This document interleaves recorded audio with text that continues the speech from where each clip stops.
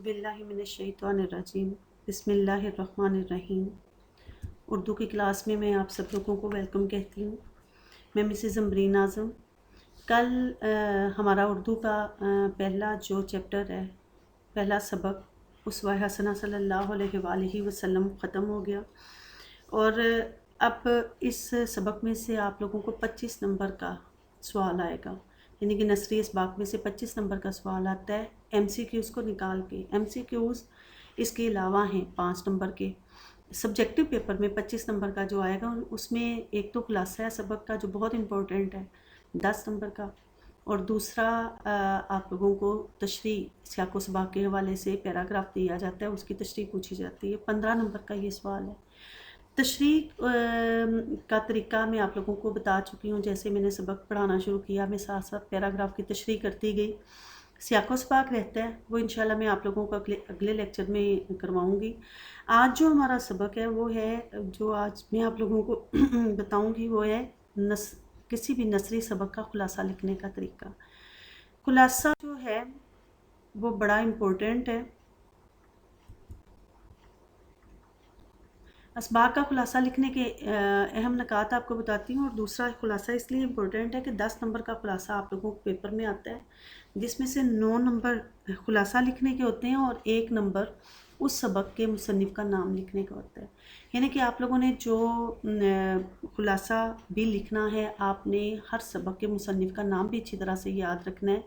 और खुलासा की हेडिंग देने के बाद आप सबसे पहले मुसन्निफ़ का नाम, उसकी हेडिंग देंगे। मुसन्निफ़ का नाम लिखने के बाद आप नीचे खुलासा लिखना शुरू करेंगे। यहाँ मैं आप लोगों को अगली स्लाइड में खुलासा लिखने की कुछ ज़रूरी हदायत बताऊँगी या अहम नकात बताऊँगी आप लोगों को। उनमें सबसे पहले है सबक का खुलासा असल सबक का 1/3 होना चाहिए। 1/3 से मुराद 1/3, यानी कि जो असल सबक है उसका तीसरा हिस्सा आपने खुलासे में लिखना है। तीसरा हिस्सा आप कैसे कि आप सारे अहम नकात उसमें बयान करेंगे और बाकी जो बातें अहम नहीं हैं उनको छोड़ देंगे। तीसरा हिस्सा करने के लिए आप लोगों ने ये देखना है कि किसी भी किस्म का अहम नुक्ता रह ना जाए। तीसरा हिस्सा या 1/3 आप लोगों को समझाने के लिए इस तरह से बता सकती हूँ कि अगर आप लोगों के पास फ़र्ज़ किया कि 3 सतरें लिखी हुई हैं, तो आपने उन 3 सतरों का जब खुलासा करना है तो आपका जवाब एक सतर में होना चाहिए। इसलिए अगर आप लोगों का एक चैप्टर है जिसके 2.5 सफ़ात हैं, या फ़र्ज़ किया 3 सफ़ात हैं, तो जब आप उसका खुलासा लिखें तो 1 सफ़ा हो, यानी कि आपकी अपनी राइटिंग में। ये नहीं है कि आप देखें कि सबक में कितना 1 सफ़ा बनेगा। अगर सबक में बुक में 3 सफ़े हैं, तो जब आप उसे अपनी राइटिंग में लिखोगे तो यकीनन वो 9-10 पेजेस बन जाएंगे। तो अब आपने उन 9 पेजेस का या 10 पेजेस का आपने 1/3 करना है, यानी कि आपका खुलासा जो है वो 2.5, 3 या 3.5 सफ़ात पर मुश्तमिल होगा। सबक के हिसाब से खुलासे की लंबाई में फ़र्क होता है, यानी कि जो सबक ज़्यादा लंबा है उसका खुलासा भी ज़्यादा लंबा होगा, और जो सबक मुख्तसर है उसका खुलासा भी मुख्तसर होगा। नंबर 2 जो नुक्ता है वो है सबक की तरतीब का ख्याल रखें, यानी कि पहले का वाक़या बाद में और बाद का पहले ना लिखें। यानी कि सबक जिस तरतीब से बुक में आपकी दरसी किताब में लिखा हुआ है उसी तरतीब से आप उसका खुलासा लिखेंगे। आप वाक़यात की तरतीब चेंज नहीं करेंगे और अपने पास से उसमें कोई किरदार शामिल नहीं करेंगे और अपने पास से उन वाक़यात को आगे पीछे नहीं करेंगे। जिस तरह सबक आपकी किताब में लिखा हुआ है उसी तरतीब से आप उसका खुलासा लिख देंगे। अगला पॉइंट है खुलासे में गैर अहम बातें ना लिखें और अहम बातें छूट ना जाएं, यानी कि आपने इस बात का ख्याल रखना है कि वो गैर अहम बातें जिनके बगैर हम अपनी बात अच्छे तरीके से कर सकते हैं उनको छोड़ दें, लेकिन कोई अहम नुक्ता रह ना जाए कि कोई बड़ा अहम किरदार है उसका आप जिक्र करना भूल गए, या कोई अहम वाक़या था उसका जिक्र करना भूल गए, तो उस तरह खुलासा जो है गैर मौसर हो जाता है और उसके नंबर कट जाते हैं। आपने इस बात का ख्याल रखना है कि अहम बातें चाहे यानी कि अहम बातें तो हमने छोड़ देनी है, तभी तो 1/3 होगा, लेकिन अहम बातें छूटने ना पाएँ। अगला पॉइंट है खुलासे में ज़िमनी सुर्खियाँ ना दें। सुर्खियों को आप लोग इंग्लिश में हेडिंग्स कहते हैं। जैसे हम हेडिंग्स दे दे के कोई चीज़ लिखते हैं। बहुत से बच्चे देखा गया कि जब वो खुलासा लिखते हैं तो मार्कर के साथ हर पैराग्राफ के शुरू में हेडिंग दे देते हैं। हेडिंग्स आप लोगों ने नहीं देनी। यहाँ आप लोग इस बात को ज़हन में रख लें कि अगर आप सुर्खियाँ या हेडिंग्स देंगे तो आपके खुलासे में नंबर कट जाएंगे, और थोड़े से नहीं कटेंगे, बहुत सारे नंबर कट जाएंगे। यानी कि पूरा खुलासा भी आपने अगर सही लिखा है और सुर्खियाँ दी हुई हैं उसमें, तो आपको 2 या 3 नंबर उसमें से दिए जाएंगे। खुलासा सादा और आसान ज़ुबान में लिखें। बड़ी स्कील और मुश्किल अल्फाज या ज़ुबान इस्तेमाल करने की ज़रूरत नहीं है। सादा साद तरीका हो और एक तसलसल के साथ खुलासा लिखते चले जाएं। उसके बाद है, सबक से हटकर खुलासे में किसी चीज़ का इजाफा ना करें। यानी कि जो कुछ आप लोगों की किताब के सबक में बयान किया गया है, खुलासे में सिर्फ उसी का 1/3 आपने लिखना है। अपने पास से उसमें किसी भी किस्म का इजाफा नहीं करना। जैसा कि अगले पॉइंट में कि अपनी तरफ से हवाला जात, तासुरात, राय या तनकीद को शामिल ना करें। यानी कि ना आप कोई कहावत मकुला लिख सकते हो, ना कोई कुरान की आयत और नबी सल्लल्लाहु अलैहि वसल्लम की हदीस आप लिख सकते हैं, ना ही अपने पास से कोई शेर लिख सकते हैं, ना ही कोई ज़रबुल मिसल या मुहावरा आप लोग इस्तेमाल करेंगे।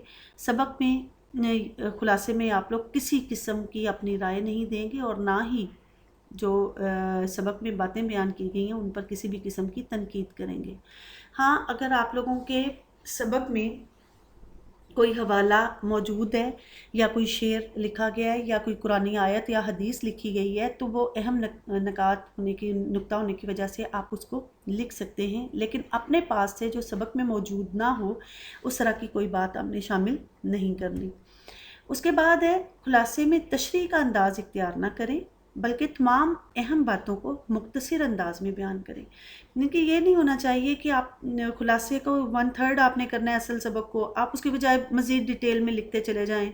मुझे इतने साल हो गए पढ़ाते हुए, और बाज़ औक़ात बच्चों को समझाने के बावजूद ये बात देखने में आई है कि बच्चे खुलासा ऐसे वो उनकी कोशिश होती है कि जैसे बुक में सबक है सारे का सारा लिखते हैं, या फिर उसको बहुत ज़्यादा तवील कर देते हैं। आपने ऐसा कुछ नहीं करना, सिर्फ अहम बातों को लिखना है और मुख्तसर अंदाज में लिखना है। उसके बाद अगला नुक्ता है, सबक का खुलासा पैराग्राफ बनाकर लिखें। एक पैराग्राफ 7 से 10 सतूर पर मुश्तमिल होना चाहिए। अच्छा, आमतौर पर कई मैंने देखा है असातिज़ा ये कह देते हैं कि सबक का खुलासा जो है वो पैराग्राफ की शक्ल में ना लिखें, बल्कि एक तसलसल में लिखें। ये आप लोग अपने ज़हन में अभी से क्लियर कर लें कि ये बिल्कुल गलत कॉन्सेप्ट है। आप लोग जब बिल्कुल तसलसल में लिखते हैं, बिल्कुल कोई पैराग्राफ नहीं बनाते, तो पूरे का पूरा पेज बराबर की लाइनें, उसमें किसी किस्म की कोई खूबसूरती नहीं आती, और आप लोग जो बात भी लिख रहे होते हैं उसका तासुर ख़त्म हो जाता है। जबकि पैराग्राफ की शक्ल में आप हर अहम नुक्ते को तरतीब के हिसाब से बारी बारी बयान करते जा सकते हैं।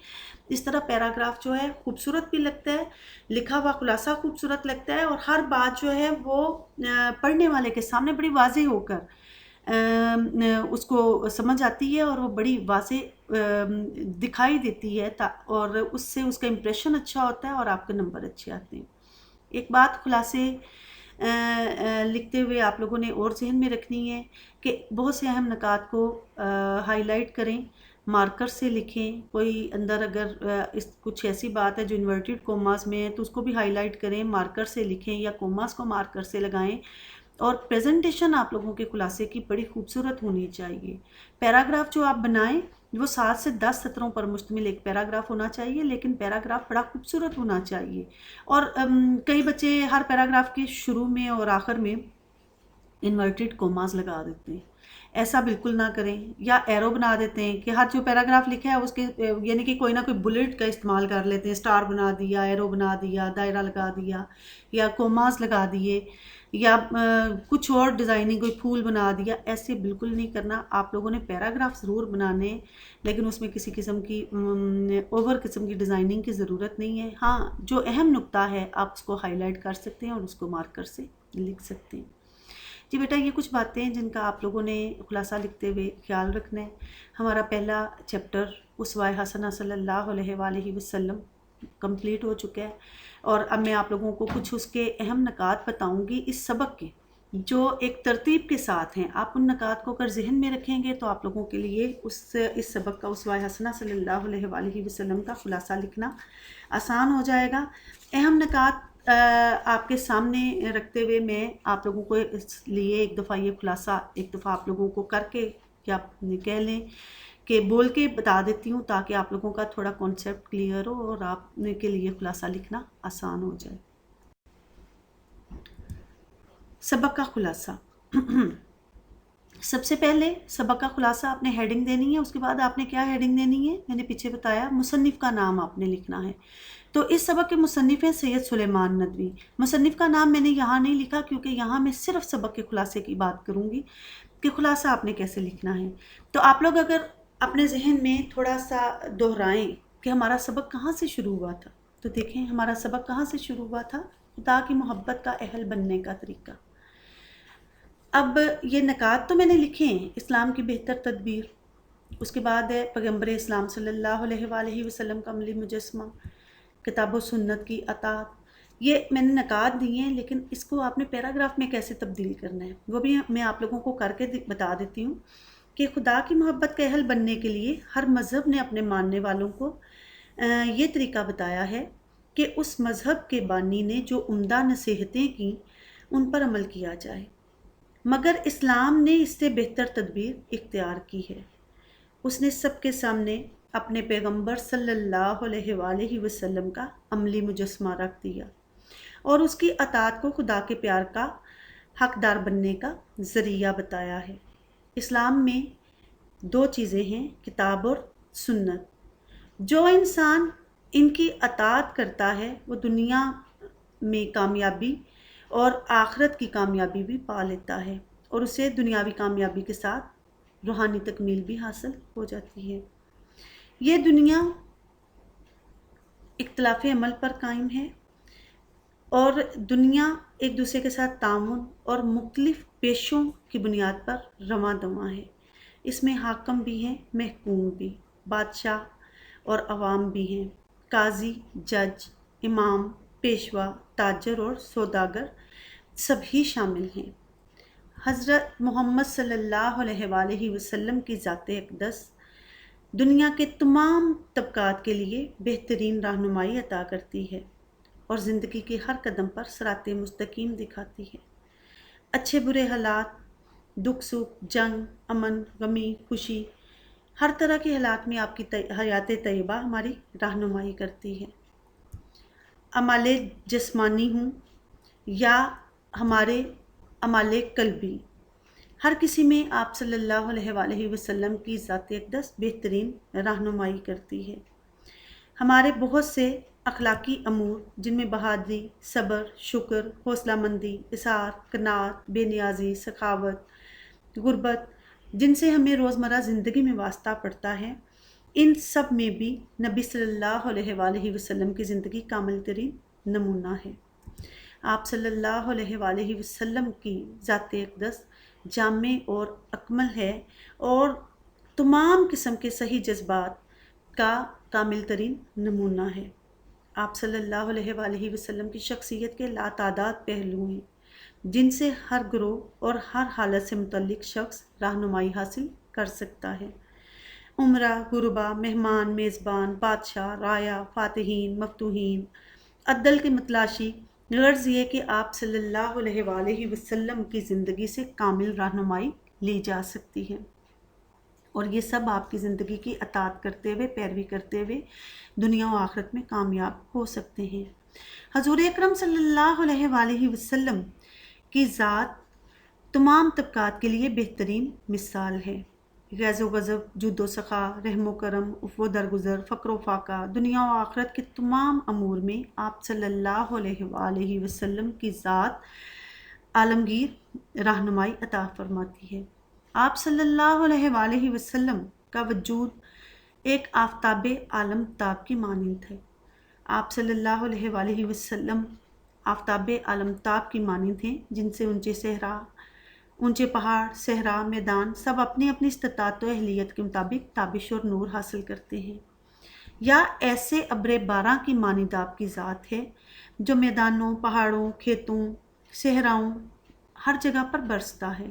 ہر قطعہ اپنی استعداد کے مطابق سیراب ہوتا ہے اور ہر ایک کا مقصد اللہ تعالیٰ کی رضا حاصل کرنا ہے اور مخلوق کی خدمت کرتے ہوئے اللہ تعالیٰ کو خوش کرنا ہے۔ یہ دنیا انسانی مزاجوں اور صلاحیتوں کے اختلاف کا نام ہے تو یقین کریں کہ نبی صلی اللہ علیہ وآلہ وسلم کی ذات اقدس ہی دائمی اور عالمگیر رہنما ہے۔ اسی لیے آپ صلی اللہ علیہ وآلہ وسلم نے فرمایا کہ اگر تمہیں خدا کی محبت کا دعویٰ ہے تو آؤ میری پیروی کرو، اللہ بھی تم سے محبت کرے گا۔ جی بیٹا یہ کچھ اہم نکات اسی ترتیب سے اگر آپ لوگ یاد کر لیں تو انشاءاللہ آپ لوگوں کو خلاصہ لکھنے میں بہت زیادہ آسانی ہوگی۔ اگلا جو آپ لوگوں کا فورٹ نائٹ ٹیسٹ ہے اس میں اس سبق میں سے خلاصہ یا کسی پیراگراف کی تشریح ضرور آپ لوگوں کو ٹیسٹ میں دوں گی، اس لیے آپ یہ سبق کا خلاصہ ابھی سے ساتھ ساتھ یاد کر لیں، اور آپ سمجھیں کہ یہ آپ لوگوں کی ایک طرح سے اسائنمنٹ ہے کہ آپ نے اس سبق کے خلاصے کو یاد کر کے آپ لوگوں نے لکھنا ہے، اور آپ لوگ مجھے اس کی لکھنے کے بعد پک بھی سینڈ کر سکتے ہیں۔ انشاءاللہ جو اگلا ہمارا لیکچر ہوگا وہ سیاق و سباق کے حوالے سے تشریح کا ہوگا کہ پیراگراف کا سیاق و سباق کیسے لکھنا ہے اور کس طرح کے اسباق کا سیاق و سباق کیسے لکھنا ہے۔ تو انشاءاللہ اگلے سبق میں پھر ملاقات ہوگی۔ اللہ حافظ۔